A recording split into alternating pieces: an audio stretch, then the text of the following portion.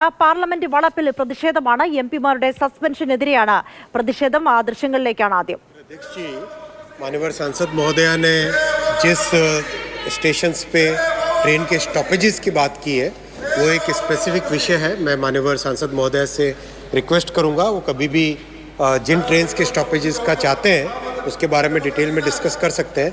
लेकिन माननीय अध्यक्ष जी आपके जरिए से मैं सभी के सामने रखना चाहूँगा सदन के सामने कि प्रधानमंत्री श्री नरेंद्र मोदी जी के विजन से आज देश में 1309 स्टेशंस का पुनर्विकास हो रहा है। वर्ल्ड क्लास स्टेशंस बनाने का काम चल रहा है और इसमें बहुत एक दूरगामी सोच है किस तरह से 50 वर्ष आगे की ज़रूरतों को ध्यान में रखते हुए स्टेशंस का रीडिज़ाइन हो, वर्ल्ड क्लास करने के लिए शहर के दोनों हिस्सों को जोड़ने का माध्यम बने, लोकल प्रोडक्ट्स के लिए वहाँ पे सुविधा हो, हर तरीके से स्टेशन से एक तरह से वर्ल्ड क्लास बनाने का एक बहुत बड़ा काम चल रहा है।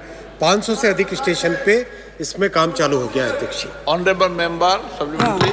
मेरा सेकंड क्वेश्चन जो भी माननीय मंत्री जी पहले ही बता दिया है, how will the station promote local products and how will station join both sides of city? अध्यक्ष जी आज करीब 800 से अधिक स्टेशन ऐसे हैं നടപടിക്രമങ്ങളാണ് കാണുന്നത്. അശ്വിനി വൈഷ്ണവ് ചോദ്യങ്ങൾക്ക് മറുപടി പറയുകയാണ്. അനൂപ് ദാസ് ഉണ്ട് വിവരങ്ങളുമായി. അനൂപ്, ഈ പാർലമെന്റിലെ സുരക്ഷാ വീഴ്ചയുമായി ബന്ധപ്പെട്ട പ്രതിഷേധിച്ച പ്രതിപക്ഷ എംപിമാരെ സസ്പെൻഡ് ചെയ്തുകൊണ്ടേയിരിക്കുകയാണല്ലോ. ഇന്ന് ഈ വിഷയം എങ്ങനെയാണ് പാർലമെന്റ് ഇരുസഭകളിലേക്കും എത്തുന്നത്? സസ്പെൻഷനിലായ എംപിമാർ ഏത് രീതിയിലാണ് പ്രതിഷേധിക്കുന്നത്? विश्वकर्मा समाज के लोगों को आज एक्सपोर्ट का मार्केट भी रेलवे के माध्यम से मिल गया है, तो उसी जो जितने नए रेलवे स्टेशन डेवलप हो रहे हैं उन सब में वन स्टेशन वन प्रोडक्ट की व्यवस्था की जा रही है। श्री गणेश सिंह जी ആദ്യമായിട്ടാണ് ഇത്രയധികം എംപിമാരെ ലോക്സഭയിൽ നിന്നും രാജ്യസഭയിൽ നിന്നും സസ്പെൻഡ് ചെയ്യുന്നത്. വലിയ പ്രതിഷേധം കഴിഞ്ഞ ദിവസങ്ങളിലൊക്കെ തന്നെ ഉയർത്തിയതുമാണ്. ഇപ്പോൾ ഈ ഘട്ടത്തിൽ പ്രതിഷേധം ശക്തമാക്കാനുള്ള ഒരു തീരുമാനത്തിലേക്ക് പോയിട്ടുണ്ട്. ഈ തീരുമാനം എന്ന് പറയുന്നത് രാജ്യവ്യാപക പ്രക്ഷോഭം ഇന്ത്യ സഖ്യത്തിന്റെ ഭാഗമായിട്ട് ഈ മാസം 22-ാം തീയതി നടക്കും. പ്രത്യേകിച്ച് സംസ്ഥാന കേന്ദ്രങ്ങളിലാണ് നടക്കുക. അതിനൊപ്പം തന്നെ അടുത്ത ദിവസങ്ങളിൽ ഡൽഹി കേന്ദ്രീകരിച്ചും പ്രതിഷേധം ശക്തമാക്കും. ഒപ്പം ഇന്ന് പാർലമെന്റിന്റെ ഗാന്ധി പ്രതിമയ്ക്ക് മുന്നിൽ എംപിമാർ പ്രതിഷേധിച്ചു. ഇന്നലെ പ്രതിഷേധിച്ച സമാനമായി തന്നെ പ്രധാനപ്പെട്ട നേതാക്കളെല്ലാം ഉണ്ടായിരുന്നു. ഇനിയിപ്പോൾ രാജ്യസഭയ്ക്കകത്തും ലോക്സഭയ്ക്കുള്ളിലും ബാക്കിയുള്ള പ്രതിപക്ഷ എംപിമാർ പ്രതിഷേധിക്കാനും തീരുമാനിച്ചു. ശരി, അനൂപ് ദാസ് ആണ് വിവരങ്ങൾ നൽകിയത്. ചരിത്രത്തിൽ ഒന്നുമില്ലാത്ത തരത്തിലുള്ള പ്രതിപക്ഷ എംപിമാരുടെ സസ്പെൻഷനാണ് കഴിഞ്ഞ ദിവസങ്ങളിലൊക്കെ പാർലമെന്റിൽ നിന്ന് കണ്ടത്. പാർലമെന്റിലെ സുരക്ഷാ വീഴ്ചയുമായി ബന്ധപ്പെട്ട പ്രതിഷേധം ഉന്നയിച്ച പ്രതിപക്ഷ എംപിമാരെയൊക്കെ സസ്പെൻഡ് ചെയ്യുകയായിരുന്നു. ഒരു കൂട്ട സസ്പെൻഷൻ തന്നെയാണ്. ഇപ്പോൾ പ്രതിപക്ഷ എംപിമാർ പാർലമെന്റ് വളപ്പിന് പുറത്ത് പ്രതിഷേധിക്കുകയാണ്. ലോക്സഭയിൽ നടപടിക്രമങ്ങൾ മുന്നോട്ട് പോകുന്നു. രാജ്യസഭ നിർത്തിവെച്ചിട്ടുണ്ട്. അനൂപ് ദാസ് ആണ് വിവരങ്ങൾ നൽകിക്കൊണ്ടിരിക്കുന്നത്. അനൂപ്, എന്തായാലും ഇതിൽ ഇന്ത്യ സഖ്യം ഒറ്റക്കെട്ടായി നിന്നുകൊണ്ട് ഒരു പ്രതിഷേധത്തിനാണല്ലോ ആഹ്വാനം ചെയ്തത്. അത് ഏത് രീതിയിൽ ആണ് മുന്നോട്ട് പോകുന്നത്? ഇന്ത്യ സഖ്യം ഒറ്റക്കെട്ടായിട്ടുള്ള പ്രതിഷേധമാണ് നടത്തിക്കൊണ്ടിരിക്കുന്നത്. ഇന്നലെ ഇന്ത്യ സഖ്യത്തിന്റെ യോഗം 4ാമത് യോഗം ഡൽഹിയിൽ ചേർന്നിരുന്നു. ആ യോഗത്തിൽ പ്രധാന ചർച്ചാ വിഷയമായതിലൊന്ന് എംപിമാരുടെ സസ്പെൻഷനുമായിരുന്നു. എംപിമാരുടെ സസ്പെൻഷൻ എന്ന് പറയുന്നത് ജനാധിപത്യത്തെ അടിച്ചമർത്താനുള്ള, ജനാധിപത്യത്തെ ഇല്ലാതാക്കാനുള്ള മോദി സർക്കാരിന്റെ ശ്രമമാണ് എന്ന നിലയിലാണ് ഇന്ത്യ സഖ്യത്തിന്റെ യോഗത്തിൽ ഇന്നലെ ചർച്ച വന്നത്. എല്ലാ പാർട്ടികളും 28 പാർട്ടികളും ഒരേ സ്വരത്തോടു കൂടി ഇതിനെതിരെ രംഗത്തിറങ്ങണം, അതിശക്തമായി രംഗത്തിറങ്ങണം എന്ന ആവശ്യം ഉന്നയിക്കുകയും ചെയ്തിരുന്നു. അതിന്റെ ഭാഗമായിട്ടാണ് സഭയ്ക്കകത്ത് ഇപ്പോൾ ഇരുസഭകളിലും പ്രതിപക്ഷ ശബ്ദം വളരെ കുറവാണ്. 141 എംപിമാർ പുറത്താണ്. പക്ഷേ ഉള്ള എംപിമാർ ഇരുസഭകളിലും വളരെ കൃത്യമായ വിഷയങ്ങൾ ഉന്നയിക്കാനും പ്രതിഷേധമുയർത്താനും തീരുമാനിച്ചിട്ടുണ്ട്. ഒരു പക്ഷേ ഇന്ന് വീണ്ടും സസ്പെൻഷനുകൾ ഉണ്ടാവാനുള്ള സാധ്യത കൂടിയുണ്ട്. അത് ഒന്നാമത്തെ കാര്യം. രണ്ടാമത്തേത്, ഈ പ്രതിപക്ഷത്തെ പൂർണ്ണമായി സഭയ്ക്ക് പുറത്താക്കിയതിനു ശേഷം വളരെ പ്രധാനപ്പെട്ട ബില്ലുകൾ പാസ്സാക്കിയെടുക്കാനുള്ള ശ്രമമാണ് കേന്ദ്ര സർക്കാരിന്റെ, ചർച്ച കൂടാതെ പാസ്സാക്കിയെടുക്കാനുള്ള ശ്രമമാണ് കേന്ദ്ര സർക്കാരിൻ്റെത് എന്ന വിമർശനം അതിശക്തമായി ഇന്ത്യ സഖ്യം ഉന്നയിക്കുന്നുണ്ട്. പ്രത്യേകിച്ച് 3 ക്രിമിനൽ നിയമങ്ങൾ നമ്മുടെ രാജ്യത്തിന്റെ ഭാവിയെ സംബന്ധിച്ച ഏറ്റവും പ്രധാനപ്പെട്ട നിയമങ്ങളാണ്.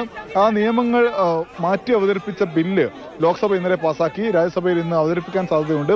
അങ്ങനെ വരുമ്പോൾ ഇരു സഭകളിലും ചർച്ചയില്ലാതെ പാസ്സാക്കി പോകുന്നത് ഭാവി ഇന്ത്യയുടെ വളരെ പ്രധാനപ്പെട്ട, വളരെ സ്വാധീനിക്കുന്ന ഒരു നിയമമായിരിക്കും. ഇത്തരം നിയമങ്ങൾ പാസാക്കിയെടുക്കാൻ പ്രതിപക്ഷത്തെ മാറ്റി നിർത്തുകയാണ് സർക്കാർ ചെയ്യുന്നത് എന്ന് ഇന്ത്യ സഖ്യം ആരോപിക്കുന്നുണ്ട്. ഞാൻ നേരത്തെ സൂചിപ്പിച്ച പോലെ 22-ാം തീയതി രാജ്യവ്യാപകമായ പ്രക്ഷോഭം ഒരുമിച്ച് നടത്താനുള്ള ഇന്ത്യ സഖ്യത്തിന്റെ തീരുമാനത്തിനും കാരണം ജനാധിപത്യത്തെ ഇല്ലാതാക്കുന്നു എന്ന ആക്ഷേപം തന്നെ. അനിൽദാസാണ് വിവരങ്ങൾ നൽകിയത്. പാർലമെന്റിലെ സുരക്ഷാ വീഴ്ചയുമായി ബന്ധപ്പെട്ട് പ്രതിഷേധിച്ച പ്രതിപക്ഷ എംപിമാരെ ഒന്നൊന്നായി സസ്പെൻഡ് ചെയ്യുകയാണ്. കഴിഞ്ഞ 3 ദിവസത്തിനിടെ പാർലമെന്റിന്റെ ഇരുസഭകളിൽ നിന്നുമായി 142 പ്രതിപക്ഷ എംപിമാരെയാണ് സസ്പെൻഡ് ചെയ്തത്.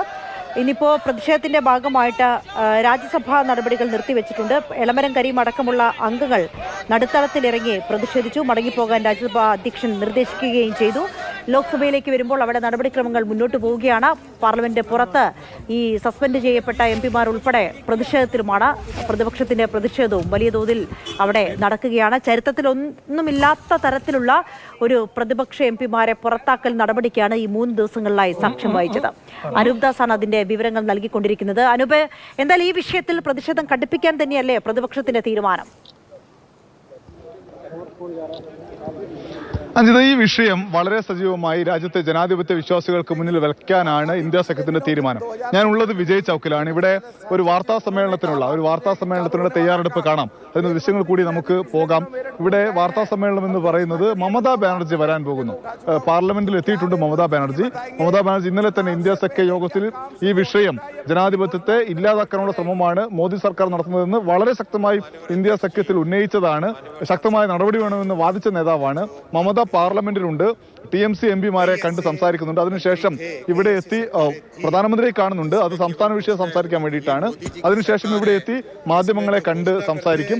അപ്പോഴും ഉറപ്പായും ഈ പാർലമെന്റ് സുരക്ഷാ വീഴ്ചയുമായി ബന്ധപ്പെട്ട വിഷയത്തിൽ തൃണമൂൽ കോൺഗ്രസിന്റെയും ഒപ്പം ഇന്ത്യ സഖ്യത്തിന്റെ നിലപാട് വളരെ വ്യക്തമായി മമത ഇവിടെ കൂടി വിശദമാക്കുമെന്ന് കരുതുന്നു. മമത മാത്രമല്ല, ഇന്നലെ ഇന്ത്യ സഖ്യ യോഗത്തിൽ പങ്കെടുത്ത എല്ലാ നേതാക്കളും ഒരേ സ്വരത്തിൽ അതിശക്തമായ നിലപാട്, നടപടിയെല്ലാം വേണമെന്ന് വാദിച്ചിട്ടുണ്ട്. അതിനപ്പുറത്തേക്ക് ഇതിലൊരു വിഷയം 1989-ലാണ് ഇതിനു മുൻപ് ഇങ്ങനെ ഒരു കൂട്ടപ്പുറത്താക്കൽ ഉണ്ടായത്. അന്ന് 63 എംപിമാരെ ആയിരുന്നു ഒറ്റ ദിവസം സഭയിൽ നിന്ന് പുറത്താക്കിയത്. പക്ഷെ അതും കടന്നുപോയി 80ഓളം ആളുകളെ, 78 ആളുകളെ ഒരേ ദിവസം പുറത്താക്കുന്ന നിലയിലേക്ക് കാര്യങ്ങൾ വരുന്നു. 141 പ്രതിപക്ഷ എംപിമാർ പുറത്താകുന്നു. 141 എന്ന് പറയുമ്പോൾ രാജ്യസഭയിലെയും ലോക്സഭയിലെയും എണ്ണം എടുത്ത് നോക്കുമ്പോൾ വളരെ കുറച്ച് എംപിമാർ മാത്രമേ സഭയ്ക്കുള്ളിൽ ബാക്കിയുള്ളൂ എന്നതാണ്. അത് ഞാൻ നേരത്തെ സൂചിപ്പിച്ച പോലെ എങ്ങനെ ഈ പുറത്താക്കുന്നു എന്ന് പറയുന്ന അല്ലെങ്കിൽ പുറത്താക്കുന്ന ഗവൺമെന്റ് നേരത്തെ കോൺഗ്രസ് സർക്കാരൊക്കെ ഉണ്ടായിരുന്ന സമയത്ത് BJPക്കാർ തന്നെ വാദിച്ച കാര്യം പ്രതിപക്ഷ ശബ്ദത്തെ കൂടി മാനിക്കുന്നതാണ് സഭ. ഒപ്പം തന്നെ പ്രധാനപ്പെട്ട ബില്ലുകളൊന്നും പ്രതിപക്ഷമില്ലാത്തപ്പോൾ പാസ്സാക്കരുത് എന്നൊക്കെ നേരത്തെ വാദിച്ച BJP നേതാക്കളുടെ പാർട്ടിയല്ലേ ഇപ്പോഴത്തെയും BJP എന്ന് ചോദിക്കുന്നുണ്ട്. എന്തായാലും ഇതിലെ പ്രധാനപ്പെട്ട ഒരു കാര്യം, പാർലമെന്റിൽ വളരെ ഗൗരവപ്പെട്ട ഒരു സുരക്ഷാ വീഴ്ച സംഭവിക്കുന്നു.